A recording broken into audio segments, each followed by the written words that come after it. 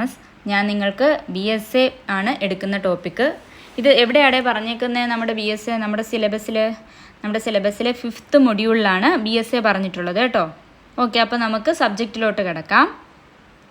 നമ്മുടെ ഏത് ആക്ടിനെ റീപ്ലേസ് ചെയ്തുകൊണ്ടാണ് BSA എന്ന് പറയുന്ന നിയമം വന്നിട്ടുള്ളത്? അതെ, ഏതാണ്? ഇന്ത്യൻ എവിഡൻസ് ആക്ട് 1872 ആണ്. റീപ്ലേസ് ചെയ്തുകൊണ്ട് ഭാരതീയ സാക്ഷ്യ അധിനിയം 2023 നിലവിൽ വന്നിട്ടുള്ളത്. പണ്ടൊക്കെ നമ്മൾ ഇന്ത്യൻ എവിഡൻസ് ആക്ട്, നമ്മുടെ IPC CRPCയും പോലെ നമ്മൾ ഇന്ത്യൻ എവിഡൻസ് ആക്റ്റും പഠിച്ചിരുന്നു. പക്ഷേ ഇപ്പോൾ അതെല്ലാം മാറിയല്ലേ. അപ്പോൾ എന്നാണ് BSA നിലവിൽ വന്നത്? 1/7/2024. 2024 വർഷം ജൂലൈ മാസം 1-ാം തീയതിയാണ് നിലവിൽ വന്നിട്ടുള്ളത്.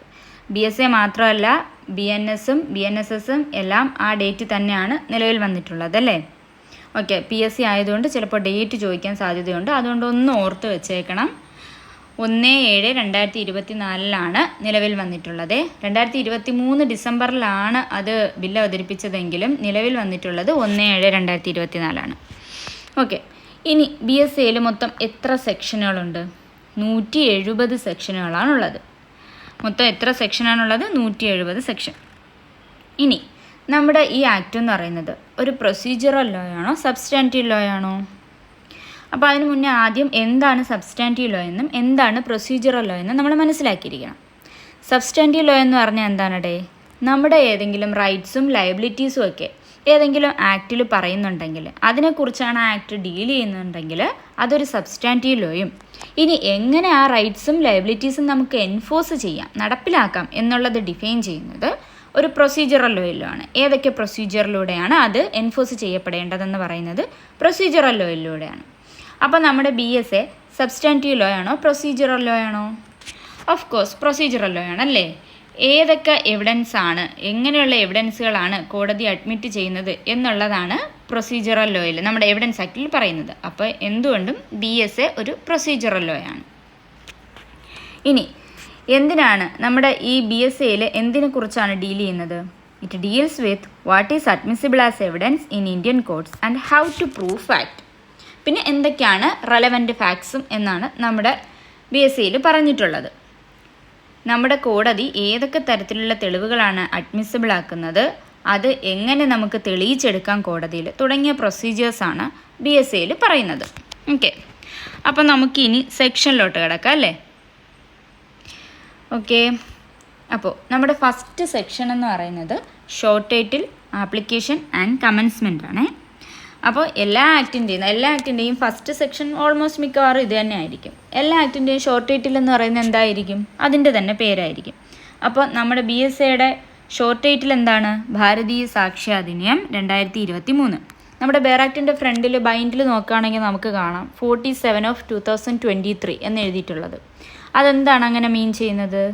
2023 നമ്മുടെ ഇന്ത്യൻ പാർലമെൻറ്റ് പാസ്സാക്കിയ 47ാമത്തെ നിയമം എന്നാണ് അതിനർത്ഥം കേട്ടോ. 47th Act of 2023 എന്നാണ് അതിൻ്റെ മീനിങ്. അപ്പോൾ ഷോർട്ട് ടൈറ്റിൽ എന്താണ്? ഭാരതീയ സാക്ഷ്യ അധിനിയം 2023. ഇനി അതിൻ്റെ ആപ്ലിക്കേഷനിലോട്ട് പോകുന്നതിന് മുൻപ് കമൻസ്മെൻറ്റ് ഡേറ്റ് നമ്മൾ ഓൾറെഡി നേരത്തെ പറഞ്ഞതാണ്. ഏതാണ്ട് ഒന്ന് ഓർത്ത് നോക്കിക്കേ, ഏത് ഡേറ്റിലാണ് നിലവിൽ വന്നത് നമ്മുടെ BSA? 1/7/2024 നിലവിൽ വന്നിട്ടുള്ളത് അല്ലേ. ഓക്കെ, ഇനി നമുക്ക് ആപ്ലിക്കേഷനിലോട്ട് പോവാം. നമ്മൾ ബെയർ ആക്റ്റിൽ നോക്കുകയാണെങ്കിൽ സെക്ഷൻ 1 Clause 2 പറഞ്ഞിട്ടുണ്ട്, it applies to all judicial proceedings in or before any court including court martial, but not to affidavits presented to any court or officer, nor to proceedings before an arbitrator. Okay, അപ്പോൾ നമുക്ക് ഈ chart നോക്കിയാൽ മനസ്സിലാവും. Bharatiya Sakshya Adhiniyam applicable to all judicial proceedings in or before the court including court martial. കോടതിക്ക് മുമ്പിലുള്ള എല്ലാ judicial പ്രൊസീഡിങ്സിനും court മാർഷ്യൽസിനും ഏത് ബാധകമാണ്? നമ്മുടെ BSA ഭാരതീയ സാക്ഷ്യ അധിനിയം ബാധകമാണ്. എന്നാൽ അവിടെ 2 എക്സെപ്ഷൻസ് ഉണ്ട്. ആർക്കൊക്കെയാണ് ബാധകം അല്ലാത്തത് എന്നുള്ളതാണ്. അപ്പോൾ ഇത് not applicable to affidavits and to arbitration proceedings. Okay, അഫിഡവിറ്റ്സിന് ബാധകമല്ല. എന്തുകൊണ്ടാണ്? അഫിഡവിറ്റ്സ് എന്ന് പറയുന്നത് എന്താണ്? ഒരു സോൺ സ്റ്റേറ്റ്മെൻ്റ് ആണ്, ഒരു റിട്ടൺ സ്റ്റേറ്റ്മെൻറ്റ്. അത് നമ്മളെവിടെയും ക്രോസ് എക്സാമിൻ ചെയ്യുന്നില്ല, നമ്മുടെ കോടതിയിൽ എവിടെയും അത് ക്രോസ് എക്സാമിനൊന്നും ചെയ്യുന്നില്ല. അപ്പോൾ അതിന് നമ്മൾ BSA ബാധകമല്ല. ഓക്കെ, പിന്നീടുള്ളതെന്ന് പറയുന്നത് ആർബിട്രേഷൻ പ്രൊസീഡിങ്സിന് ബാധകമല്ല. എന്തുകൊണ്ടായിരിക്കും ആർബിട്രേഷൻ പ്രൊസീഡിങ്സിന് ഈ ആക്ട് ബാധകമല്ലാത്തത്? നമ്മുടെ ആർബിട്രേഷൻ എങ്ങനെയാണ് ഗവേൺ ചെയ്തത്? ഏത് ആക്ട് ഗവേൺ ചെയ്താണ് ആർബിട്രേഷൻ ട്രിബ്യൂണലൊക്കെ പ്രവർത്തിക്കുന്നത്? Arbitration and conciliation act govern ചെയ്താണ് ആർബിട്രേഷൻ പ്രൊസീഡിങ്സ് പ്രവർത്തിക്കുന്നത്. അപ്പോൾ അത് ആ ആക്ടിനെ ഫോളോ ചെയ്താണ് നിലകൊള്ളുന്നത്. അതുകൊണ്ട് അവിടെയും നമ്മുടെ BSA ബാധകമല്ല. അപ്പോൾ BSA ആപ്ലിക്കബിൾ ആയിട്ടുള്ളത് ആർക്കൊക്കെയാണ്? എല്ലാ ജുഡീഷ്യൽ പ്രൊസീഡിങ്സിനും, കോടതിയിൽ മുമ്പിലുള്ള എല്ലാ ജുഡീഷ്യൽ പ്രൊസീഡിങ്സിനും, കോർട്ട് മാർഷ്യൽസിനും നമ്മുടെ BSA ബാധകമാണ്. ഇനി ആപ്ലിക്കബിൾ അല്ലാത്തത് ഏതിനാണ്? അഫിഡവിറ്റ്സിന് ആപ്ലിക്കബിൾ അല്ല, പിന്നെ ആർബിട്രേഷൻ പ്രൊസീഡിങ്സിനും ആപ്ലിക്കബിൾ അല്ല. ഓക്കെ. ഇനി അടുത്തത് നമ്മൾ നോക്കേണ്ടതെന്ന് പറയുന്നത് ഡെഫിനിഷൻ ക്ലോസ് ആണ് കേട്ടോ. സെക്ഷൻ 2 ആണ് നമ്മുടെ BSAയുടെ സെക്ഷൻ 2 ആണ് ഡെഫിനിഷൻ ക്ലോസസ്. മുൻപത്തെ നമ്മുടെ എവിഡൻസ് ആക്റ്റിലായിരുന്നെങ്കിൽ സെക്ഷൻ 3ൽ ഇൻ്റർപ്രിട്ടേഷൻ ക്ലോസ് എന്ന് പറഞ്ഞിട്ട് പ്രത്യേകിച്ച് പിന്നെ നമ്പറൊന്നും ഇല്ലാതെ ആണ് ഡിഫൈൻ ചെയ്തിരുന്നത്. പക്ഷേ നമ്മുടെ പുതിയ നിയമം വന്നപ്പോൾ അതിനകത്ത് വരുത്തിയ മാറ്റം എന്ന് പറയുന്നത് നമുക്ക് മൊത്തം 12 കാര്യങ്ങളാണ് ഡെഫിനിഷൻ ക്ലോസിൽ പഠിക്കാനുള്ളത്. അതെല്ലാം ആൽഫബറ്റിക് ഓർഡറിലാണ് അറേഞ്ച് ചെയ്തിട്ടുള്ളത്. അതുകൊണ്ട് നമുക്ക് പഠിക്കാൻ കുറച്ച് ഈസി ആയിരിക്കും. A to L വരെയുള്ള ആൽഫബറ്റിക് ലെറ്റേഴ്സ് ഇല്ലേ, A to L വരെയുള്ളതിൽ ആൽഫബറ്റിക് ഓർഡറിലാണ് ഈ 12 വേർഡ്സും അറേഞ്ച് ചെയ്തിരിക്കുന്നത്. അതുകൊണ്ട് പഠിക്കാൻ നമുക്ക് കുറച്ച് ഈസി ആയിരിക്കും. അപ്പോൾ നമ്മൾ ഡെഫിനിഷൻ നോക്കുകയാണെങ്കിൽ in this Adhiniyam unless the context otherwise requires, ഈ ആക്റ്റിൽ ഈ താഴെ പറയുന്ന കാര്യങ്ങൾക്കെല്ലാം, ഈ താഴെ പറയുന്ന വേർഡ്സ് അതിനെല്ലാം ഇവിടെ പറയുന്ന അതേ മീനിങ് ആണ്. Unless the context otherwise requires, ഇതല്ല മറ്റൊരു മീനിങ് ആണ് പറയുന്നതെന്ന് പറയാത്തിടത്തോളം കാലം ഈ മീനിങ്സാണ് നമ്മൾ ഉൾക്കൊള്ളേണ്ടത്. ഓക്കെ. അപ്പോൾ ഫസ്റ്റ് എന്ന് പറയുന്നത് 2 clause 1 സബ് ക്ലോസ് എയിൽ പറയുന്ന വേർഡാണ് കോർട്ട്. ഫസ്റ്റ് വേർഡ് കോർട്ടാണ് കേട്ടോ.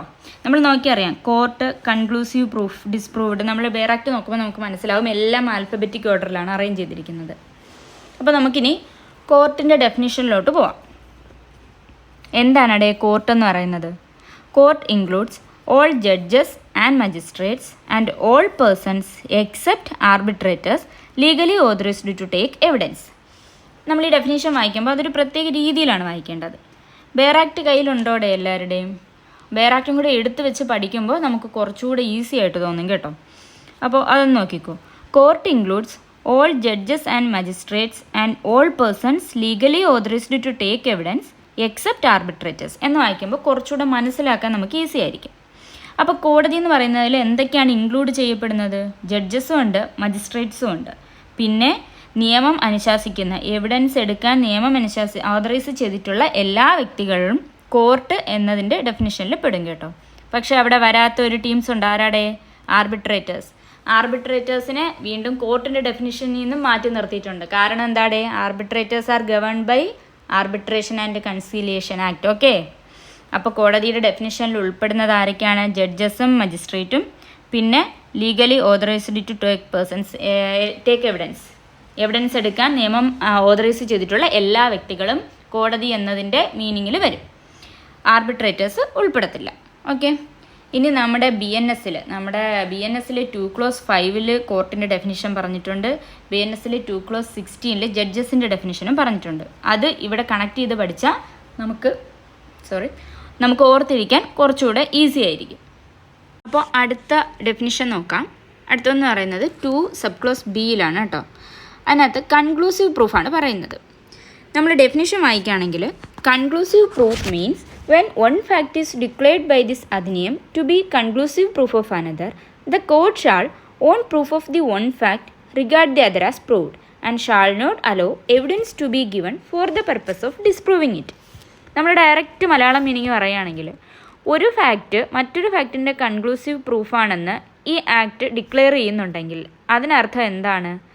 ആദ്യം പറഞ്ഞ ഫാക്റ്റ് തെളിഞ്ഞു കഴിഞ്ഞാൽ രണ്ടാമത് പറയുന്ന ഫാക്റ്റ് തെളിഞ്ഞതായിട്ട് കണക്കാക്കപ്പെടും.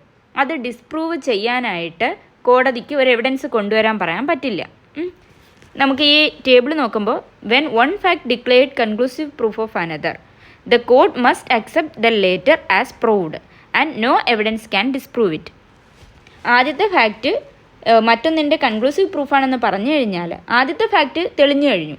അങ്ങനെയാണെങ്കിൽ രണ്ടാമത്തതും തെളിഞ്ഞതായിട്ട് തന്നെ നമ്മൾ കണക്കാക്കപ്പെടും. അങ്ങനെ കോടതി ഡീം ചെയ്തു വേണം. മാത്രമല്ല അത് തെറ്റാണെന്ന് തെളിയിക്കാനായിട്ട് ഒരു എവിഡൻസ് കൊണ്ടുവരാനും പറ്റില്ല. നമുക്കൊരു എക്സാമ്പിൾ നോക്കാം. എയും ബിയും കല്യാണം കഴിക്കുകയാണ്. അപ്പോൾ അവിടെ ഒരു കുഞ്ഞ് ജനിക്കുന്നു. ഇനി അതല്ല, എയും ബിയും മാരേജ് ചെയ്തവർ ഡിവോഴ്സായി വിത്തിൻ 280 ഡേയ്സിലാണ് കുഞ്ഞ് ജനിക്കുന്നതെന്ന് വെച്ചോ. ഈ രണ്ട് കാര്യത്തിലായാലും അപ്പോൾ എയുടെയും ബിയുടെയും മാരേജ് ടൈമിലാണ് കുഞ്ഞ് ജനിക്കുന്നത് എന്നുള്ളതിൻ്റെ കൺക്ലൂസീവ് പ്രൂഫാണ് ആ കുഞ്ഞിൻ്റെ ഫാദർ എന്ന് പറയുന്നത് എ ആണെന്നുള്ളത്. അപ്പോൾ കുഞ്ഞിൻ്റെ ഫാദർ എ അല്ല എന്ന് തെളിയിക്കാനായിട്ട് പിന്നെ മറ്റൊരു പ്രൂഫ് ആവശ്യപ്പെടാൻ കോടതിക്ക് സാധിക്കില്ല. അപ്പോൾ എയുടെയും ബിയുടെയും മാരേജ് ടൈമിലാണ് കുഞ്ഞ് ജനിച്ചതെന്ന് തെളിഞ്ഞു കഴിഞ്ഞാൽ ആ കുഞ്ഞ് എയുടെ ലെജിറ്റിമേറ്റ് ചൈൽഡാണെന്ന് കൂടി തെളിഞ്ഞിട്ടുണ്ട്. അതിന് നമ്മൾ പ്രത്യേകിച്ച് ഒരു എവിഡൻസ് ഹാജരാക്കേണ്ട കാര്യമില്ല. അതാണ് കൺക്ലൂസീവ് പ്രൂഫ് എന്ന് പറയുന്നത്. എന്തെങ്കിലും ഡൗട്ട് ഉണ്ടോ അവിടെ?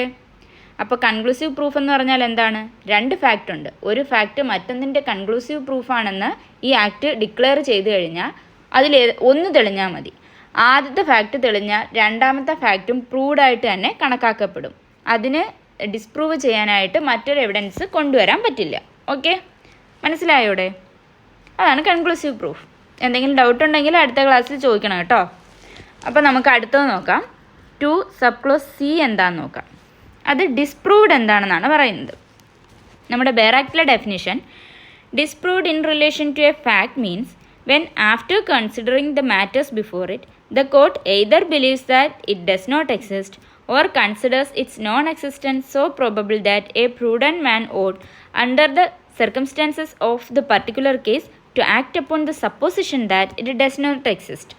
അതായത് ചുരുക്കി നമ്മൾ പറയുകയാണെങ്കിൽ court believes the fact does not exist or highly improbable. അപ്പോൾ ഡിസ്പ്രൂവ്ഡ് എന്ന് പറഞ്ഞാൽ, ഒരു ഫാക്റ്റിനെ സംബന്ധിച്ച് ഡിസ്പ്രൂവ്ഡ് എന്ന് പറഞ്ഞാൽ കോടതിയുടെ മുമ്പിൽ ആ മാറ്റർ വന്നു, കോടതി അത് പരിഗണിച്ചു, അത് കഴിഞ്ഞപ്പോൾ കോടതിക്ക് മനസ്സിലായി ആ ഫാക്റ്റ് എന്ന് പറയുന്നത് നിലനിൽക്കുന്നില്ല, അത് തെറ്റായ ഒന്നാണ്, അങ്ങനെ ഒരു ഫാക്റ്റ് ഇല്ല എന്ന് കോടതിക്ക് തോന്നുകയാണ്, കോടതി അത് അസ്യൂം ചെയ്യുകയാണെങ്കിൽ അത് ഡിസ്പ്രൂവ്ഡ് ആണ്. അല്ലെങ്കിൽ ഒരു നോർമൽ, ഒരു റീസണബിൾ മാന്, തലയ്ക്ക് വെളിവുള്ളൊരു മനുഷ്യന് ഈ ഫാക്റ്റ് കൺസിഡർ ചെയ്ത് കഴിയുമ്പോൾ, ഈ കാര്യങ്ങൾ കേട്ട് കഴിയുമ്പോൾ അയാൾക്ക് തന്നെ തോന്നുകയാണ് അങ്ങനെ ഒരു സംഭവം ഇല്ല, അത് ഒരു നോൺ എക്സിസ്റ്റൻസ് ആണ് എന്ന് തോന്നുകയാണെങ്കിൽ അത് ഡിസ്പ്രൂവ്ഡ് ആണെന്നാണ് പറയുന്നത്. നമുക്ക് ഇത് നോക്കാം, എക്സാമ്പിൾ നോക്കാം. A person is accused of theft. The accused claims he was at A cinema hall at the time of the theft, but the prosecution brings CCTV footage showing him near the crime scene and the cinema staff says his name is not in the ticket records. അപ്പോൾ ഇവിടെ എന്താണ്? തെഫ്റ്റിന് ഒരാൾ arrest ചെയ്യാണ്, ഒരു പേഴ്സണെ arrest ചെയ്യുന്നു. അപ്പോൾ അയാൾ എന്താണ് പറയുന്നത്? അയാൾ ക്ലെയിം ചെയ്യുന്നത് ആ തെഫ്റ്റ് നടക്കുന്ന സമയത്ത് അയാൾ സിനിമ കാണുമായിരുന്നു, സിനിമ ഹാളിലായിരുന്നു എന്നാണ് അയാൾ പറയുന്നത്. പക്ഷേ പ്രോസിക്യൂഷൻ CCTV ഫൂട്ടേജ് ഹാജരാക്കി. എന്താണ്? ആ CCTV ഫൂട്ടേജിൽ ഇയാൾ അവിടെ ഇല്ല. ആ CCTV ഫൂട്ടേജിൽ ഇയാൾ ക്രൈം സീനിലുണ്ടെന്നുള്ള CCTV ഫൂട്ടേജാണ് ഹാജരാക്കിയത്. മാത്രമല്ല ആ സിനിമ തിയേറ്ററിലെ സ്റ്റാഫ്സ് അവരുടെ ബുക്കിൽ ഇയാൾ ടിക്കറ്റ് എടുത്തതായിട്ടും കാണുന്നില്ല എന്ന് പറയുന്നുണ്ട്.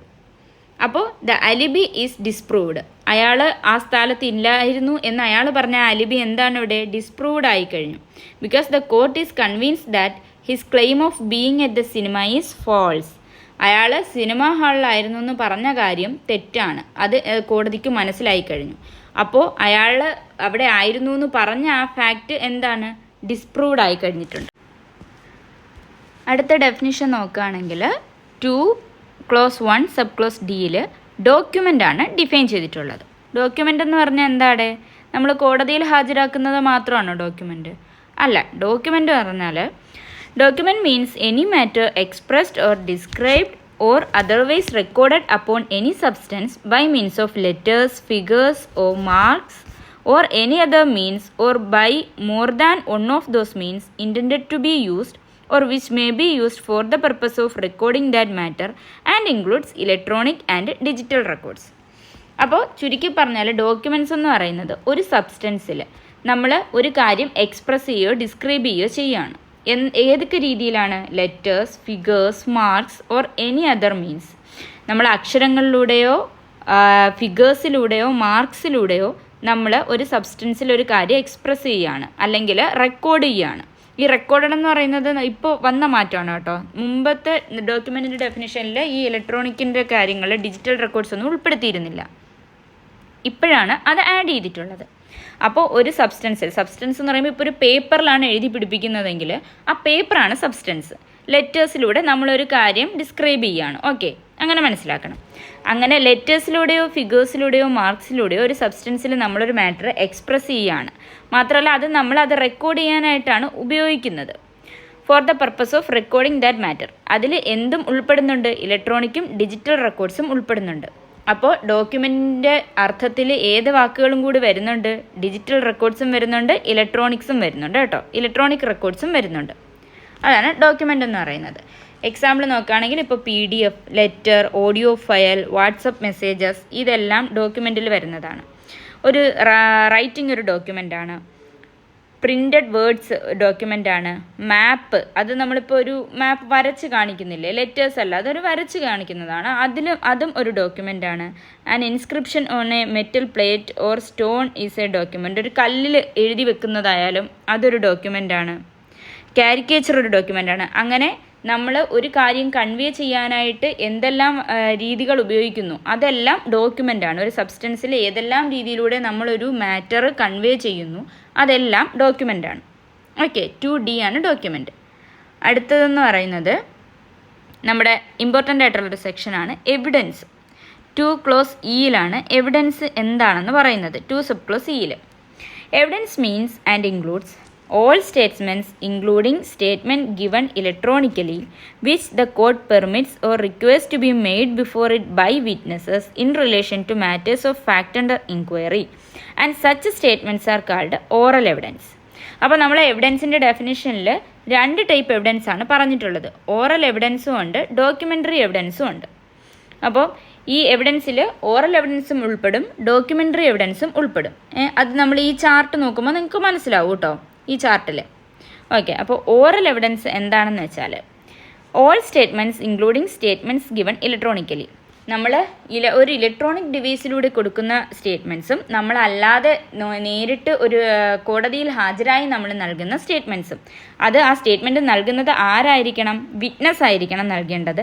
അത് കോടതിയിൽ നൽകുന്ന ഒരു സ്റ്റേറ്റ്മെൻറ്റാണ്. അത് ഇലക്ട്രോണിക്കലി ആകാം, അല്ലാതെയും ആകാം. നമ്മൾ നേരിട്ട് ഹാജരായി പറയുന്ന സ്റ്റേറ്റ്മെൻറ്റും ആകാം, നമ്മളൊരു ഇലക്ട്രോണിക് ഡിവൈസിലൂടെ കൺവേ ചെയ്യുന്ന സ്റ്റേറ്റ്മെൻറ്റും ആകാം. അത് പറയുന്നത് ഒരു വിറ്റ്നസ്സാണ്. എന്തിനെ കുറിച്ചാണ് പറയുന്നത്? കോടതിയുടെ കീഴിൽ, കോടതിയുടെ അണ്ടറിൽ ഇൻക്വയറി ഇരിക്കുന്ന ഒരു മാറ്ററിനെ കുറിച്ചാണ് നമ്മൾ ആ സ്റ്റേറ്റ്മെൻറ്റ് നൽകുന്നത്. അങ്ങനെയാണ് എങ്കിൽ അത് ഓറൽ എവിഡൻസ് എന്നാണ് പറയുന്നത്. ഓക്കെ, നമ്മൾ നൽകുന്ന സ്റ്റേറ്റ്മെൻറ്റ്സ് ഓറൽ എവിഡൻസ് ആണ്. അത് ഈ 2 സബ് ക്ലോസ് ഇയിൽ 1ാമത്തെ പാരഗ്രാഫിലാണ് അത് പറയുന്നത്. ഇനി 2ാമത്തേൽ ഏത് എവിഡൻസിനെ കുറിച്ചാണ് പറയുന്നത്? ഡോക്യുമെൻ്ററി എവിഡൻസിനെ കുറിച്ചാണ് 2ാമത്തേൽ പറയുന്നത്. Okay, documentary evidence. All documents including electronic or digital records produced for the inspection of the court and such documents are called documentary evidence. Documentary evidence ഏതാണ്ട്? ഡോക്യുമെൻറ്റ്സ് ആണ്. നമ്മൾ നേരത്തെ പറഞ്ഞ ഓറൽ എവിഡൻസ് സ്റ്റേറ്റ്മെൻറ്റ്സ് ആണ് കോടതിയിൽ നൽകുന്നത്. ഡോക്യുമെൻ്ററി എവിഡൻസ് ഡോക്യുമെൻറ്റ്സ് ആണ്, കോടതിയിൽ നൽകുന്ന ഡോക്യുമെൻറ്റ്സ്. അത് ഇലക്ട്രോണിക്കും ആകാം, ഡിജിറ്റൽ റെക്കോർഡ്സും ആകാം.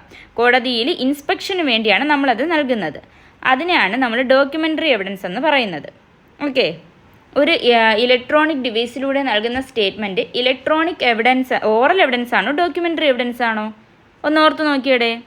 ഒരു ഇലക്ട്രോണിക് ഡിവൈസിലൂടെ നൽകുന്ന സ്റ്റേറ്റ്മെൻറ്റ് ഓറൽ എവിഡൻസ് ആണോ ഡോക്യുമെൻ്ററി എവിഡൻസ് ആണോ? അത് ഓറൽ എവിഡൻസ് ആണല്ലേ. ഇലക്ട്രോണിക് ഡിവൈസിലൂടെ നൽകുന്ന സ്റ്റേറ്റ്മെൻ്റ് ആണ്. ഇനി നമ്മളൊരു ഇലക്ട്രോണിക് റെക്കോർഡാണ് നമ്മൾ കൊടുക്കുന്നത്, ഇലക്ട്രോണിക് റെക്കോർഡാണ് കോടതിയിൽ ഹാജരാക്കുന്നതെങ്കിൽ അതൊരു ഡോക്യുമെൻ്ററി എവിഡൻസ് ആണ്. ഓക്കെ, മനസ്സിലായോടെ? എവിഡൻസ് എന്താണെന്ന്? എവിഡൻസ് എത്ര ടൈപ്പ് എവിഡൻസ് ഉണ്ട്? ഓറൽ എവിഡൻസും ഉണ്ട്, ഡോക്യുമെൻ്ററി എവിഡൻസും ഉണ്ട്. ഓറൽ എവിഡൻസ് നൽകുന്ന സ്റ്റേറ്റ്മെൻ്റ് ആണ്, ഒരു വിറ്റ്നസ് കോടതിയിൽ നൽകുന്ന സ്റ്റേറ്റ്മെൻ്റ് ആണ്. അത് ഇലക്ട്രോണിക്കലി ആയാലും അല്ലാതെ ആയാലും. ഡോക്യുമെൻ്ററി എവിഡൻസ് കോടതിയിൽ സമർപ്പിക്കുന്ന ഡോക്യുമെൻറ്റ്സ് ആണ്. ഡോക്യുമെൻറ്റിൻ്റെ ഡെഫിനിഷൻ നമ്മൾ നേരത്തെ പഠിച്ചായിരുന്നേ. ഏതായിരുന്നു? 2 സബ് ക്ലോസ് ഡിയിലായിരുന്നു. ഓക്കെ, ഓർത്ത് വെക്കണേ, മറക്കല്ലേ. ഓക്കെ, നമുക്കിനി അടുത്തത് നോക്കാം. അടുത്തതെന്ന് പറയുന്നത് ഫാക്റ്റ്. 2 സബ് ക്ലോസ് എഫിലാണ് ഫാക്റ്റ് എന്താണെന്ന് ഡിഫൈൻ ചെയ്യുന്നത്. Okay, fact means and includes anything, state of things fact means and includes anything, state of things or relation of things capable of being perceived by the senses. അതാണ് ഒന്നാമതായിട്ട് പറയുന്നത്. Fact എന്ന് പറഞ്ഞാൽ ഏതൊരു കാര്യവും അല്ലെങ്കിൽ ഏതൊന്നിൻ്റെയും ഒരു അവസ്ഥ അല്ലെങ്കിൽ ഏതെങ്കിലും രണ്ട് കാര്യങ്ങൾ തമ്മിലുള്ള റിലേഷൻ എന്താണ് capable of being perceived by the senses. നമുക്ക് സെൻസസ് കൊണ്ട് അറിയാൻ പറ്റുന്നത്, നമുക്ക് കാണാൻ പറ്റുന്നത്, നമുക്ക് ടച്ച് ചെയ്ത് അറിയാൻ പറ്റുന്നത്, അങ്ങനെയുള്ള കാര്യങ്ങളൊക്കെയാണ് ഫാക്റ്റ് എന്ന് പറയുന്നത്. ഓക്കെ, ഈ ചാർട്ടിൽ പറഞ്ഞിട്ടുണ്ട് ചുരുക്കി. നമുക്ക് സെൻസസിലൂടെ നമുക്ക് അറിയാൻ പറ്റണം, അതാണ് ഫാക്റ്റ് എന്ന് പറയുന്നത്. പിന്നെ രണ്ടാമതായിട്ട് പറഞ്ഞിട്ടുള്ളത് എന്താണ്? Any mental condition of which any person is conscious. അല്ലെങ്കിൽ നമ്മൾ വേറൊരാളുടെ ഒരു മെൻ്റൽ കണ്ടീഷൻ നമുക്കറിയാം. നമ്മളിപ്പോൾ അയാൾ ഇന്നത് ചെയ്യാൻ പോവുകയാണ് എന്നൊരു കാര്യം നമുക്കറിയാമെങ്കിൽ അയാളുടെ ആ മെൻ്റൽ കണ്ടീഷൻ നമ്മൾ മനസ്സിലാക്കുന്നുണ്ടെങ്കിൽ അതും ഒരു എന്താണ്? ഫാക്റ്റാണ്. അങ്ങനെ രണ്ട് കാര്യങ്ങളാണ് പറയുന്നത്. Anything, any state of things or relation of things capable of being perceived by the senses. നമുക്ക് സെൻസസിലൂടെ അറിയാൻ പറ്റുന്ന കാര്യങ്ങൾ, അത് രണ്ട് കാര്യങ്ങൾ തമ്മിലുള്ള റിലേഷൻ ആകാം, അല്ലെങ്കിൽ ഒന്നിൻ്റെ അവസ്ഥയാകാം, അതെന്ത് തന്നെയായാലും അത് ഫാക്റ്റാണ്. മാത്രമല്ല നമ്മൾ any mental condition of which any person is conscious, ഏതൊരു കോൺഷ്യസ് ആയിട്ടുള്ള ഒരാളിൻ്റെയും ഒരു മെൻ്റൽ കണ്ടീഷൻ നമുക്ക് മനസ്സിലാക്കാൻ പറ്റുന്നുണ്ട് എങ്കിൽ അതും എന്താണ്? ഫാക്റ്റാണ്. നമുക്ക് കുറച്ച് ഇല്ലുസ്ട്രേഷൻസ് നോക്കാം കേട്ടോ. എ പേഴ്സൺ ഹേർഡ് ഓർ സാ സംതിങ് ഈസ് എ ഫാക്റ്റ്. അതൊരു കുറ്റകൃത്യം ചെയ്യാൻ പോകുന്നു എന്നുള്ള രീതിയല്ല. എന്തിനെക്കുറിച്ചായാലും ഞാനിപ്പോൾ എന്തെങ്കിലും ഒരു കാര്യം ചെയ്യുന്നത് കാണുകയാണ്, ഒരാൾ ഒരു ലെറ്റർ എഴുതുന്നു, അത് ഞാൻ കാണുന്നു, അതൊരു ഫാക്റ്റാണ്. കാരണം എനിക്ക് സെൻസസിലൂടെ അറിയാൻ പറ്റിയൊരു കാര്യമാണ്, അതാണ്. അല്ലാതെ ഒരു കുറ്റകൃത്യം ചെയ്യുന്ന എന്നത് മാത്രമല്ല, ഒരു ഫാക്റ്റ് എന്ന് പറഞ്ഞാൽ അത്രയേ ഉള്ളൂ. ഓക്കെ, ഇനി നമുക്ക് ഒരു സെക്കൻഡ്. ഓക്കെ, ഇവിടെ എക്സാമ്പിൾ ഞാൻ കൊടുത്തിട്ടുണ്ട്. സീയിങ് സമ്മൺ ഹിറ്റ് അനദർ, ഒരാൾ മറ്റൊരാളെ ഇടിക്കുന്നത് കാണുന്നു, അങ്ങനെയാണെങ്കിൽ അതൊരു ഫാക്റ്റാണ്. Knowing someone intends to steal, മറ്റൊരാൾ മോഷ്ടിക്കാൻ പോകുന്നു എന്ന് എനിക്ക് മനസ്സിലാവുന്നുണ്ട്, അയാളുടെ മനസ്സിലുള്ള ആ ഒരു ഇത് എനിക്ക് മനസ്സിലാവുന്നുണ്ട് എങ്കിൽ അതും ഒരു ഫാക്റ്റാണ്. അടുത്തത് section 2 close 1 sub close G ആണ്. അത് ഫാക്റ്റ് ഇൻ ഇഷ്യൂ ആണ് അവിടെ ഡിഫൈൻ ചെയ്യുന്നത്. എന്താണ് ഫാക്റ്റ് ഇൻ ഇഷ്യൂ എന്ന് പറഞ്ഞാൽ? മലയാളത്തിൽ നമ്മൾ ഒറ്റ വാക്കി പറയുകയാണെങ്കിൽ തർക്ക വിഷയം എന്ന് പറയും. ഫാക്റ്റ് ഇൻ ഇഷ്യൂ എന്താണ്? തർക്ക വിഷയം എന്നാണ് മലയാളത്തിൽ പറയുന്നത്. ഓക്കെ, നമുക്ക് ഡെഫിനിഷൻ വായിക്കാം. Fact in issue means and includes any fact from which either by itself or in connection with other facts the existence, non-existence, nature or extent of any right, liability or disability asserted or denied in any suit or proceeding necessarily follows. അപ്പോൾ എന്താണ് തർക്ക വിഷയം എന്നാണ് പറയുന്നത്? കോടതിയുടെ അണ്ടറിലുള്ള, കോടതിയുടെ മുന്നിൽ വന്നിട്ടുള്ള ഒരു സ്യൂട്ടിലോ ഒരു പ്രൊസീഡിങ്സിലോ ഏതെങ്കിലും ഒരാളുടെ റൈറ്റോ ലയബിലിറ്റിയോ അംഗീകരിക്കുകയോ ഡിനേ ചെയ്യുകയോ ചെയ്യുന്നതിൽ ഒരു തർക്കം നടക്കുകയാണ്. അങ്ങനെയാണെങ്കിൽ അതിനെയാണ് ഫാക്റ്റ് ഇൻ ഇഷ്യൂ എന്ന് പറയുന്നത്. നമുക്ക് എക്സാമ്പിൾ വെച്ചിട്ട് നോക്കാം. A is accused of murdering B. ബിയെ കൊന്നതിൻ്റെ പേരിൽ എ അറസ്റ്റ് ചെയ്തിരിക്കുക, എ അക്യൂസ്ഡ് ആണ്. To convict A the court must decide. അവിടെ എന്തൊക്കെ കാര്യങ്ങളാണ് കോടതി ഡിസൈഡ് ചെയ്യേണ്ടത്? Whether A caused the death of B, ബിയെ എ ആണോ കൊന്നത്? Whether A had the intention to kill B, ബിയെ കൊല്ലാനായിട്ട് എയ്ക്ക് എന്തുണ്ടായിരുന്നു? ഒരു ഇൻറ്റൻഷൻ ഉണ്ടായിരുന്നോ? വെദർ ബി ആക്ച്വലി ഡൈഡ്, ശരിക്കും ബി മരിച്ചോ? Whether A was present at the scene, ആ ക്രൈം സീനിൽ എ പ്രസൻ്റ് ആയിരുന്നോ? ഈ കാര്യങ്ങളൊക്കെ ഒരു ഫാക്റ്റ് ഇൻ ഇഷ്യൂ ആണ്. കാരണം ഇതെല്ലാം അവിടെ ഒരു തർക്ക വിഷയമായിട്ട് നിലകൊള്ളുന്നുണ്ട്. All these are fact in issue because deciding them will determine guilt or innocence.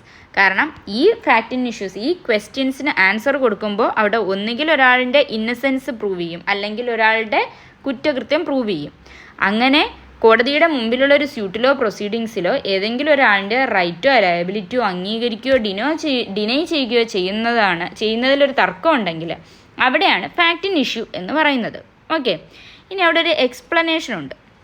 അതായത് whenever under the provisions of the law for the time being in force relating to civil procedure any court records an issue of fact, the fact to be asserted or denied in the answer to such issue is a fact in issue.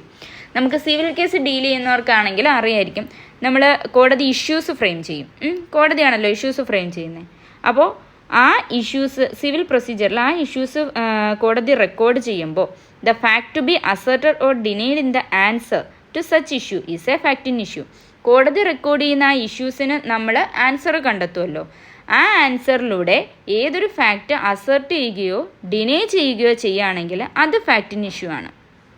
അതായത് ഏത് ഫാക്റ്റാണോ നമ്മൾ answer കൊടുക്കുമ്പോൾ ഏത് ഫാക്റ്റാണ് അവിടെ അംഗീകരിക്കപ്പെടുന്നത്, അല്ലെങ്കിൽ ഏത് ഫാക്റ്റാണ് അവിടെ deny ചെയ്യപ്പെടുന്നത്, അത് ഫാക്റ്റ് ഇൻ ഇഷ്യൂ ആയിട്ട് കണക്കാക്കപ്പെടും എന്നാണ് പറയുന്നത് സിവിൽ പ്രൊസീജിയറിൻ്റെ കാര്യത്തിൽ, സിവിൽ മാറ്റേഴ്സിൽ. ഓക്കെ.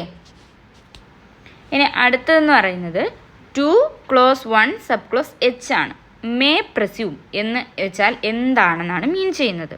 ഓക്കെ, മനസ്സിലാവുന്നുണ്ടോ? ഇവിടെ നിങ്ങൾക്ക് മനസ്സിലാവുന്നില്ലെങ്കിൽ ഡൗട്ട് എന്തെങ്കിലും ഉണ്ടെങ്കിൽ അടുത്ത ക്ലാസ്സിൽ ചോദിക്കണം കേട്ടോ.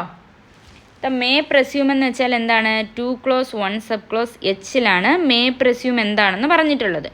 Whenever it is provided by this adenium that the court may presume a fact, it may either regard such fact as proved unless and until it is disproved or may call for proof of it. അപ്പോൾ may presume എന്ന് വെച്ചാൽ എന്താണ്? ഈ ആക്റ്റിൽ എവിടെയെങ്കിലും കോടതി ഒരു fact may presume A fact എന്ന് പറഞ്ഞിട്ടുണ്ടെങ്കിൽ എന്താണ് അതിൽ നിന്ന് മനസ്സിലാക്കുന്നത്? It may either regard such fact as proved. ഒന്നുകിൽ ആ ഫാക്റ്റ് പ്രൂവ്ഡ് ആയി എന്ന് കരുതപ്പെടും. അങ്ങനെ നമ്മൾ മനസ്സിലാക്കണം. അതായത് അത് തെളിഞ്ഞു കഴിഞ്ഞു. കോടതി ഏതെങ്കിലും ഒരു fact may presume A fact എന്ന് പറഞ്ഞാൽ ആ ഫാക്റ്റ് പ്രൂവ്ഡ് ആയി കഴിഞ്ഞു എന്ന് നമ്മൾ കണക്കാക്കണം. Unless and until it is disproved. അത് ഡിസ്പ്രൂവ് ആകാത്തിടത്തോളം കാലം, അത് തെറ്റാണെന്ന് തെളിയിക്കാനായിട്ട് ആരും ഒരു എവിഡൻസ് കൊണ്ടുവരാത്തിടത്തോളം കാലം മേ പ്രസ്യൂം എന്ന് പറഞ്ഞാൽ അത് തെളിഞ്ഞതായിട്ട് നമ്മൾ കണക്കാക്കപ്പെടണം. Okay, or may call for proof of it. അല്ലെങ്കിൽ മേ പ്രസ്യൂം എന്ന് പറഞ്ഞാൽ കോടതിക്ക് അതിന് തെളിവ് കൊണ്ടുവരാനായിട്ട് പറയാം.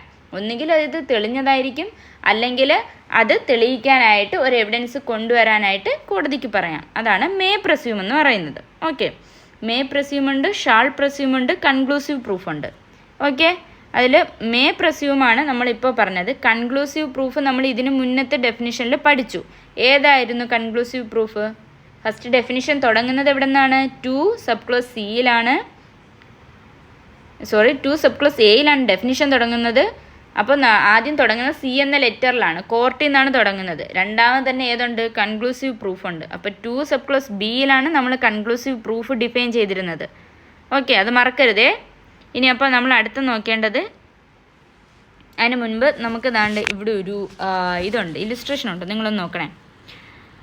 Let us say a letter is properly stamped, correctly addressed and posted. The court may presume the letter was delivered. ഒരു ലെറ്റർ നമ്മൾ അയച്ചു കഴിഞ്ഞു. അതെങ്ങനെയാണ് അയച്ചത്? പ്രോപ്പർലി സ്റ്റാമ്പ്ഡ് ആണ്, കറക്റ്റ്ലി അഡ്രസ്ഡ്. നമ്മൾ കറക്റ്റായിട്ടുള്ള അഡ്രസ്സ് എഴുതിയിട്ടുണ്ട്, ആവശ്യമായിട്ടുള്ള സ്റ്റാമ്പുകൾ നമ്മൾ ഒടുക്കിയിട്ടുണ്ട്, എന്നിട്ടാണ് നമ്മളത് പോസ്റ്റ് ചെയ്തിരിക്കുന്നത്. അപ്പോൾ നമ്മൾ എന്താണ്? കോർട്ട് മേ പ്രസ്യൂം, കോടതിക്ക് എന്ത് കരുതാം? ആ ലെറ്റർ അയാൾക്ക് കിട്ടിക്കഴിഞ്ഞു. But if someone brings evidence showing the letter never reached, the court can refuse the presumption. അപ്പോൾ unless and until it is disproved എന്ന് നമ്മളിവിടെ വായിച്ചായിരുന്നല്ലോ. അതായത് അത് തെറ്റാണെന്ന് തെളിയിക്കപ്പെടാത്ത കാലത്തോളം നമ്മൾ അത് പ്രൂവ്ഡ് ആണെന്നാണ് മനസ്സിലാക്കേണ്ടത്. പക്ഷേ ഈ ലെറ്റർ കിട്ടിയിട്ടില്ല എന്ന് തെളിയിച്ചുകൊണ്ട് ഒരാൾ വരികയാണെങ്കിൽ എന്താണ്? ആ പ്രിസംഷൻ നമ്മളവിടെ കോടതിയോടെ റെഫ്യൂസ് ചെയ്യാനുള്ളത്. ഓക്കെ, ഇനി ഈ മേ പ്രസ്യൂം എന്ന് പറയുന്നത് ഒരു റിബട്ടബിൾ പ്രിസംഷൻ ആണോ? അവിടെ എന്താണ് റിബട്ടബിൾ പ്രിസംഷൻ, എന്താണ് ഇറിബട്ടബിൾ പ്രിസംഷൻ അറിയാമോ? റിബട്ടബിൾ പ്രിസംഷൻ എന്ന് പറഞ്ഞാൽ നമുക്ക് അതൊരു ഫൈനലായിട്ടുള്ളൊരു കാര്യമല്ല. അതിന് എതിരായിട്ട് ആരെങ്കിലും എന്തെങ്കിലും ഒരു എവിഡൻസ് ഹാജരാക്കിയാൽ നമുക്ക് അതിൽ നിന്ന് ഒരു മാറ്റാൻ പറ്റും. ഇറിബട്ടബിൾ പ്രിസംഷൻ എന്ന് വെച്ചാൽ അത് ഫൈനലാണ്. കൺക്ലൂസീവ് പ്രൂഫ് ഒരു ഇറിബട്ടബിൾ പ്രിസംഷനാണ്. കാരണം 2 ഫാക്ട്സ് ഉണ്ട്, അതിൽ ഒന്ന് മറ്റൊന്നിൻ്റെ കൺക്ലൂസീവ് പ്രൂഫാണെന്ന് പറയുന്നു. ആദ്യത്തത് തെളിഞ്ഞു കഴിഞ്ഞാൽ രണ്ടാമത്തത് തെളിഞ്ഞതായിട്ട് കണക്കാക്കപ്പെടും. പിന്നീട് അത് ഡിസ്പ്രൂവ് ചെയ്യാനായിട്ട് പറ്റത്തില്ല. അങ്ങനെയാണല്ലോ നമ്മൾ കൺക്ലൂസീവ് പ്രൂഫ് പഠിച്ചത്. അത് ഇറിബട്ടബിൾ പ്രിസംഷനാണ്. പക്ഷേ മേ പ്രസ്യൂം ഒരു റിബട്ടബിൾ പ്രിസംഷനാണ്. അതുപോലെ ഷാൾ പ്രസ്യൂം, നമ്മളിനി പഠിക്കാൻ പോകുന്ന ഷാൾ പ്രസ്യൂമും ഒരു റിബട്ടബിൾ പ്രിസംഷനാണ് കേട്ടോ. കാരണം അത് രണ്ടും ഫൈനലല്ല. ഓക്കെ, അടുത്തത് നമ്മൾ 2 ക്ലോസ് 1 സബ് ക്ലോസ് ഐയിൽ എന്താണ് ഇടയിൽ പഠിക്കുന്നത്? നോട്ട് പ്രൂവ്ഡ് ആണ് പഠിക്കുന്നത്. Okay, a fact is said to be not proved when it is neither proved nor ഡിസ്പ്രൂവ്ഡ്.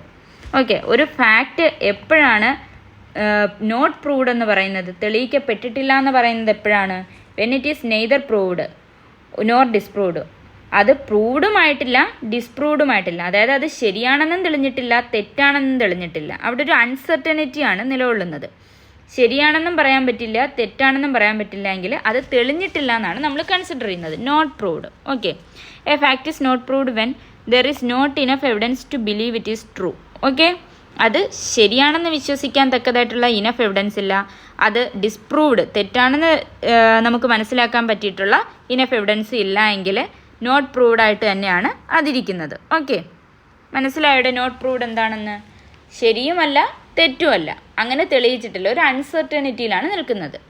ഡിസ്പ്രൂവ്ഡിൻ്റെ definition നമ്മൾ പഠിച്ചതാണേ. ഡിസ്പ്രൂവ്ഡിൻ്റെ ഡെഫിനിഷൻ എവിടെയാണ് പഠിച്ചത്? ആൽഫബറ്റിക് ഓർഡറിൽ 2 സബ് ക്ലോസ് സിയിലാണ് പഠിച്ചത്. ഡിസ്പ്രൂവ്ഡ് അതായത് അതിൻ്റെ ഒരു നോൺ എക്സിസ്റ്റൻസ് ആണ്, കോടതിക്ക് മനസ്സിലാവുകയാണെങ്കിൽ അത് ഡിസ്പ്രൂവ്ഡ് ആയിട്ട് കണക്കാക്കപ്പെടുമെന്ന്. ഓക്കെ, ഇനി അടുത്തതെന്ന് പറയുന്നത് 2 ക്ലോസ് 1 സബ് ക്ലോസ് ജെയിലാണ് പറയുന്നത്. ആ വേർഡ് എന്താണ്? പ്രൂവ്ഡ് എന്ന് വെച്ചാൽ എന്താണ്? A fact is said to be proved when after considering the matters before it the court either believes it to exist or considers its existence so probable that a prudent man ought, under the circumstances of the particular case, to act upon the supposition that it exists. നമ്മുടെ ഡിസ്പ്രൂവ്ഡിൽ വായിച്ച അതേ meaning തന്നെയാണ് ഇവിടെയും വരുന്നത്. Meaning അല്ല, അതേ ഫോർമാറ്റിലാണ് definition വരുന്നത്. പക്ഷേ ആ to exist does not exist എന്ന രീതിയിലാണ് നമ്മൾ ഡിസ്പ്രൂവ്ഡിൽ പറഞ്ഞത്. എന്താണ് നമ്മൾ ഡിസ്പ്രൂവ്ഡിൽ പറഞ്ഞത്? ആ കോടതിയുടെ മുന്നിലുള്ള ആ മാറ്റർ കൺസിഡർ ചെയ്ത് കഴിയുമ്പോൾ കോടതിക്ക് മനസ്സിലാവുകയാണ് ഈ സംഭവം തെറ്റാണ്, ഇങ്ങനൊരു സംഭവം ഇല്ല, ഡസ് നോട്ട് എക്സിസ്റ്റ് എന്നാണ് മനസ്സിലാവുമെങ്കിൽ അത് ഡിസ്പ്രൂവ്ഡ്. ഇവിടെ വരുമ്പോൾ എന്താണ്ട്? കോടതിയുടെ മുന്നിലുള്ള മാറ്റർ കൺസിഡർ ചെയ്ത് കഴിയുമ്പോൾ കോടതിക്ക് തോന്നുകയാണ് ഇങ്ങനൊരു സംഭവം ഉണ്ട്, അത് ശരിയാണ് എന്ന് തോന്നുകയാണെങ്കിൽ ആ ഫാക്റ്റ് പ്രൂവ്ഡ് ആയിട്ട് കണക്കാക്കപ്പെടും. Okay, an eye witness says A stabbed B. A ബിയെ അടിച്ചു എന്ന് ഒരു ഐ വിറ്റ്നസ് പറയുകയാണെങ്കിൽ എന്താണ്? പിന്നെ അവിടെ CCTV ഫൂട്ടേജസ് കാണിക്കുകയാണ്. ക്രൈം സീനിൽ എ ഉണ്ട് എന്നുള്ള CCTV ഫൂട്ടേജസ് വരുന്നു. മാത്രമല്ല എയുടെ ഫിംഗർ പ്രിൻ്റുള്ള ഒരു കത്തിയും കണ്ടെത്തുന്നു. അങ്ങനെയാണെങ്കിൽ court believes A did it, അതായത് ഫാക്റ്റ് ഈസ് പ്രൂവ്ഡ്. കോർട്ട് എന്താണ്? ആ ഫാക്റ്റ് പ്രൂവ് ചെയ്തിരിക്കുകയാണ്, എ അത് ചെയ്തു എന്നുള്ളത് മനസ്സിലാക്കിയിരിക്കുകയാണ്. കാരണം എ ബിയെ അടിക്കുന്നു, ആ ക്രൈം സീനിൽ എ ഉണ്ടെന്നുള്ള CCTV ഫൂട്ടേജ് കിട്ടുന്നു, എയുടെ ഫിംഗർ പ്രിൻ്റുള്ള ഒരു കത്തിയും കണ്ടെടുക്കുന്നു. അപ്പോൾ അത് പ്രൂവ്ഡാണ്, ആ ഫാക്റ്റ് പ്രൂവ്ഡാണ്, എ ബിയെ അടിച്ചു എന്നുള്ള ഫാക്റ്റ് പ്രൂവ്ഡാണ്. ഓക്കെ, ഇനി നമുക്കത് മൂന്നും ഒന്ന് കമ്പൈൻ ചെയ്ത് പഠിച്ചാലോ? Proved, not proved, disproved. Proved എവിടെയാണ് പറഞ്ഞത്? പ്രൂവ്ഡിൻ്റെ ഡെഫിനിഷൻ എവിടെയാണ് പറഞ്ഞത്? 2 ക്ലോസ് ജെയിൽ പ്രൂവ്ഡ് പറഞ്ഞു, 2 സബ് ക്ലോസ് ഐയിൽ നോട്ട് പ്രൂവ്ഡ് പറഞ്ഞു, 2 സബ് ക്ലോസ് സിയിൽ ഡിസ്പ്രൂവ്ഡ് പറഞ്ഞു അല്ലേ? അപ്പോൾ പ്രൂവ്ഡ് എന്ന് പറയുമ്പോൾ എന്താണ്? കോടതി ആ മാറ്റർ കൺസിഡർ ചെയ്യുമ്പോൾ കോടതിക്ക് തന്നെ മനസ്സിലാവുകയാണ് അങ്ങനൊരു സംഭവം ഉണ്ട് എന്ന് പറയാണ്, അത് ശരിയാണ് എന്ന് കോടതി അക്സെപ്റ്റ് ചെയ്യുകയാണെങ്കിൽ അത് പ്രൂവ്ഡാണ്. ഡിസ്പ്രൂവ്ഡ് എന്ന് പറഞ്ഞാൽ കോടതി ആ മാറ്റർ കൺസിഡർ ചെയ്ത് കഴിയുമ്പോൾ കോടതിക്ക് മനസ്സിലാവുകയാണ് അങ്ങനൊരു സംഭവം എക്സിസ്റ്റ് ചെയ്യുന്നില്ല, അത് തെറ്റാണ് എന്ന് കോടതിക്ക് മനസ്സിലാവുകയാണെങ്കിൽ അത് ഡിസ്പ്രൂവ്ഡ് ആണ്. നോട്ട് പ്രൂവ്ഡ് എന്നാലോ ഈ എവിഡൻസ് എല്ലാം പരിശോധിച്ച് കഴിഞ്ഞിട്ട് അത് ഉണ്ടോ ഇല്ലയോ എന്നുള്ളതിലൊരു അൺസർട്ടനിറ്റിയാണ് നിലനിൽക്കുന്നത്. ഒരാൾ എ പറയുന്നു ബിയെ സി അടിക്കുന്നത് കണ്ടു, ഡി പറയുന്നു ബിയെ സി അടിക്കുന്നത് കണ്ടില്ല, അങ്ങനെ സംഭവം ഉണ്ടായിട്ടില്ല. അപ്പോൾ അവിടെ നമുക്കൊരു അൺസർട്ടനിറ്റി വരും, അത് നോട്ട് പ്രൂവ്ഡ് ആണ്. നീ നോട്ട് പ്രൂവ്ഡും ഡിസ്പ്രൂവ്ഡും തമ്മിൽ മാറിപ്പോരുത് കേട്ടോ. ഡിസ്പ്രൂവ്ഡ് എന്ന് പറഞ്ഞാൽ തെറ്റാണ്, അവിടെ അങ്ങനെ ഒരു സംഭവം ഇല്ല എന്ന് തെളിഞ്ഞു കഴിഞ്ഞിരിക്കുകയാണ്, അതാണ് ഡിസ്പ്രൂവ്ഡ്. നോട്ട് പ്രൂവ്ഡ് എന്ന് പറഞ്ഞാൽ തെളിഞ്ഞോ അത് ശരിയാണോ തെറ്റാണോ എന്ന് പ്രൂവ് ആയിട്ടില്ല, അതിനെ നോട്ട് പ്രൂവ്ഡ് എന്നും പറയും. അടുത്തത് ഏതാണ്? 2 ക്ലോസ് 1 സബ് ക്ലോസ് കെ ആണ്. റെലവൻ്റ് ആണ് ഇവിടെ ഡിഫൈൻ ചെയ്തിട്ടുള്ളത്. റെലവൻ്റ് എന്ന് വെച്ചാൽ എന്താണ്ട്? വെറക്റ്റിൽ എന്താണ് ഡെഫിനിഷൻ കിടക്കുന്നത്? A fact is said to be relevant to another when it is connected with the other in any of the ways referred to in the provisions of this adhiniyam relating to relevancy of fact. നമ്മളിപ്പോൾ പഠിക്കുന്നത് chapter 1 ആണ്. Chapter 2 പറയുന്നത് relevancy of ഫാക്റ്റിനെ കുറിച്ചാണ്. അപ്പം ഈ relevant എന്ന് പറഞ്ഞാൽ എന്താണ്? ഒരു ഫാക്റ്റ് മറ്റൊരു ഫാക്റ്റിൻ്റെ റെലവൻ്റ് ആണെന്ന് പറയുന്നുണ്ടെങ്കിൽ അത് എങ്ങനെയാണ് കണക്റ്റ് ആവേണ്ടത്? നമ്മൾ ഈ റെലവൻസി ഓഫ് ഫാക്റ്റ് എന്ന ചാപ്റ്ററിൽ കുറച്ച് കാര്യങ്ങൾ പറയുന്നുണ്ട്, ഏതൊക്കെ ഫാക്ട്സ് ആണ് റെലവൻ്റ് ആയിട്ടുള്ളതെന്ന് പറയുന്നുണ്ട്. അപ്പോൾ ആ ഒരു രീതിയിൽ ഒരു ഫാക്റ്റ് മറ്റൊരു ഫാക്റ്റുമായിട്ട് കണക്ട് ചെയ്യണം. അതായത് മോട്ടീവ്, പ്രിപ്പറേഷൻ, കോണ്ടാക്റ്റ്, അങ്ങനെ കുറച്ച് കാര്യങ്ങൾ നമ്മൾ ചാപ്റ്റർ 2 പഠിക്കുന്നുണ്ട്. അത് പഠിക്കുമ്പോൾ മനസ്സിലാവും. അപ്പോൾ അതുമായിട്ട് ആ ഒരു വേയിൽ 2 ഫാക്ട്സ് തമ്മിൽ കണക്റ്റ് ആണെങ്കിൽ ഒരു ഫാക്റ്റ് മറ്റൊരു ഫാക്റ്റിന് റെലവൻ്റ് ആണെന്ന് നമുക്ക് പറയാൻ പറ്റും. ഓക്കെ, അതായത് ഇപ്പം A is accused of murdering B. എയെ അറസ്റ്റ് ചെയ്തിരിക്കുകയാണ് ബിയെ കൊന്നതിന്. A and B had a fight the day before the murder. ബിയെ കൊല്ലുന്നതിന് മുമ്പുള്ള ദിവസം എയും ബിയും തമ്മിൽ ഒരു ഫൈറ്റ് നടന്നിരുന്നു. അതൊരു മോട്ടീവാണ്. അപ്പോൾ ആ രണ്ട് ഫാക്ട്സ് കണക്റ്റഡ് ആണ്. എ ബിയെ കൊന്നതിന് അറസ്റ്റ് ചെയ്തിരിക്കുകയാണ്. അപ്പോൾ എയും ബിയും തമ്മിലുള്ള ആ ഫൈറ്റ് ഒരു കണക്റ്റഡ് ഫാക്റ്റാണ്. ഏത് രീതിയിൽ? മോട്ടീവായിട്ടുള്ള രീതിയിൽ. പിന്നെ A boat A knife 2 days before the incident. ആ ഇൻസിഡൻറ്റിന് 2 ദിവസം മുന്നേ എ ഒരു കത്തി വാങ്ങി. അതൊരു പ്രിപ്പറേഷനാണ്. അപ്പോൾ ആ ഫാക്റ്റും ഇതുമായിട്ട് കണക്റ്റഡ് ആണ്. അടുത്തത് A was seen near the scene shortly before B died. B മരിക്കുന്നതിന് കുറച്ച് മുന്നേ തന്നെ എന്താണ് എയെ ആ ക്രൈം സീനിൽ കണ്ടവരുണ്ട്. അപ്പോൾ അത് കോണ്ടാക്റ്റ് ആണ്. അപ്പോൾ ഈ 3 രീതിയിലും ഈ ഫാക്റ്റുകൾ എ ബി കൊന്നു എന്നതിൻ്റെ ഇതുമായിട്ട് കണക്ട് ചെയ്തിരിക്കുന്നതാണ്. അപ്പോൾ അങ്ങനെയാണെങ്കിൽ ഇതെന്താണ്? റെലവൻറ്റ് ഫാക്ട്സ് ആണ്. 2 ഫാക്ട്സ് തമ്മിൽ കണക്ട് ചെയ്തിരിക്കുകയാണ്. ഈ ചാപ്റ്ററിൽ റെലവൻസി ഓഫ് ഫാക്റ്റിൽ പറയുന്ന ഏതെങ്കിലും ഒരു രീതിയിൽ 2 ഫാക്ട്സ് തമ്മിൽ കണക്റ്റഡ് ആണെങ്കിൽ അത് റെലവൻ്റ് ആണെന്നാണ് പറയുന്നത്. ഏത് സെക്ഷനിലായിരുന്നു അത്? 2 സബ് ക്ലോസ് കെയിലായിരുന്നു കേട്ടോ. അടുത്തതെന്ന് വരുന്നത് ഏതാടേ? അടുത്തത് നമ്മുടെ ലാസ്റ്റ് ഡെഫിനിഷൻ ക്ലോസ് ഏതാടേ? 2 sub clause L, shall presume. എന്താണ് ഷാൾ പ്രസ്യൂം എന്ന് പറയുന്നത്? Shall presume whenever it is directed by this adenium that the court shall presume a fact, it shall regard such a fact as proved unless and until it is disproved. Okay, നേരത്തെ നമ്മൾ may presume ആണ് പറഞ്ഞത്, കോടതിക്ക് കരുതപ്പെടാമെന്ന്. ഇവിടെ പക്ഷേ മസ്റ്റായിട്ടും കോടതി കരുതണം. അതാണ് ഷാൾ പ്രസ്യൂം എന്ന് പറയുന്നത്. Whenever it is directed by this adenium that the court shall presume a fact, it shall regard such a fact as proved unless and until it is disproved. Shall presume എന്ന് പറയുകയാണെങ്കിൽ ആ ഒരു fact proved ആയിട്ട്, തെളിഞ്ഞതായിട്ട് കോടതി കണക്കാക്കണം. അത് ശരിയാണെന്ന് കോടതി കണക്കാക്കണം. Unless and until it is disproved, തെറ്റാണെന്ന് തെളിയിക്കുന്നിടം വരെ. നമ്മൾ പറഞ്ഞ നേരത്തെ എടുത്ത അതേ ഇത് തന്നെ, അതേ എക്സാമ്പിൾ തന്നെയാണ്. ഒരു പ്രോപ്പർലി അഡ്രസ്ഡ് ആയിട്ടുള്ള സ്റ്റാമ്പ്ഡ് ആയിട്ടുള്ള ഒരു ലെറ്റർ നമ്മൾ പോസ്റ്റ് ചെയ്യുകയാണ് എങ്കിൽ നമ്മൾ ഷാൾ പ്രസ്യൂം, എന്ത് ഷാൾ പ്രസ്യൂമാണ്? അത് കിട്ടിയെന്ന് നമ്മൾ കരുതപ്പെടും, കോടതി കരുതപ്പെടും. പക്ഷെ unless the sender proves otherwise, അല്ലെങ്കിൽ ആ സെൻഡർ പ്രൂവ് ചെയ്യാണ് കിട്ടിയിട്ടില്ല, റിട്ടേൺഡ് ആണെന്നോ അങ്ങനെ എന്തെങ്കിലും പറയുകയാണെങ്കിൽ അത് ഡിസ്പ്രൂവ്ഡ് ആണ് കേട്ടോ. ഇപ്പോൾ ഷാൾ പ്രസ്യൂം എന്ന് പറയുമ്പോൾ നമ്മൾ പ്രൂവ്ഡായിട്ട് മസ്റ്റായിട്ട് കണക്കാക്കണം എന്നുള്ളതാണ്. ഇനി മേ പ്രസ്യൂമും ഷാൾ പ്രസ്യൂമും കൺക്ലൂസീവ് പ്രൂഫും കൂടെ നമ്മൾ കമ്പൈൻ ചെയ്ത് ഈ ചാർട്ട് നോക്കുമ്പോൾ മനസ്സിലാവും എന്താണ് മേ പ്രസ്യൂം എന്ന്. മേ പ്രസ്യൂം ഏതായിരുന്നു? 2 സബ് ക്ലോസ് എച്ചിലായിരുന്നു. ഷാൾ പ്രസ്യൂം ഓർത്ത് വയ്ക്കാനായിട്ട് ഷാളിന് 2 എല്ലില്ലേ, അപ്പം 2 സബ് ക്ലോസ് എല്ലാണെന്ന് ഓർത്ത് വെച്ചിരിക്കണം.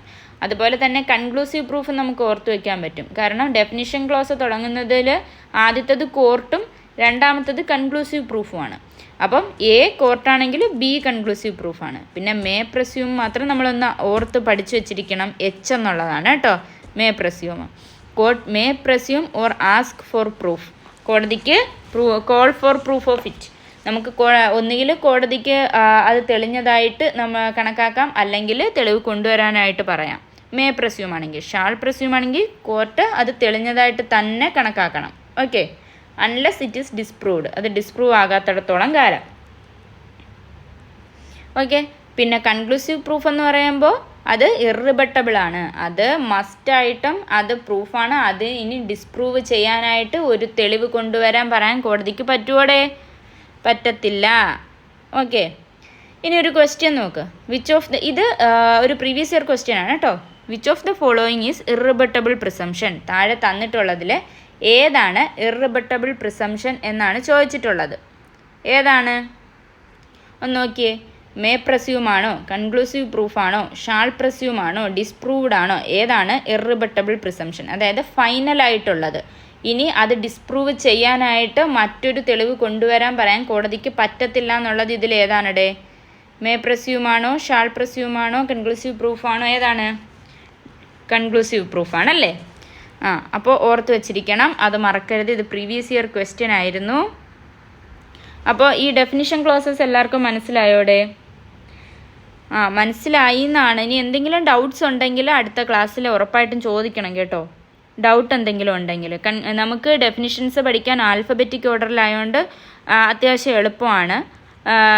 എ ടു എൽ വരെ ആൽഫബറ്റ്സ് എല്ലാവർക്കും അറിയാമല്ലോ. അപ്പോൾ എ ടു എൽ വരെ, അപ്പോൾ കോർട്ട് എന്നാണ് തുടങ്ങുന്നത്. ഈ 12 വേർഡ്സ് നമ്മൾ ആൽഫബറ്റിക് ഓർഡറിൽ അറേഞ്ച് ചെയ്യുമ്പോഴേക്കും ആ ഡെഫിനിഷൻ ക്ലോസസ് നമുക്ക് കിട്ടും. പിന്നെ പക്ഷേ ശരിക്കും ആൽഫബറ്റിക് ഓർഡർ നോക്കുകയാണെങ്കിൽ കൺക്ലൂസീവ് പ്രൂഫാണ് ആദ്യം വരേണ്ടത്, പക്ഷേ കോടതിയാണ് അവരാദ്യം വെച്ചിട്ടുള്ളത്.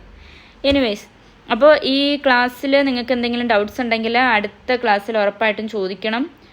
അപ്പം നമുക്ക് ഇനി അടുത്ത പഠിക്കാനുള്ള ചാപ്റ്റർ എന്ന് പറയുന്നത് ചാപ്റ്റർ 2 റെലവൻസി ഓഫ് ഫാക്റ്റ് ആണ്. അപ്പോൾ അടുത്ത ക്ലാസ്സിൽ നമുക്ക് ആ ചാപ്റ്റർ പഠിക്കാം കേട്ടോ.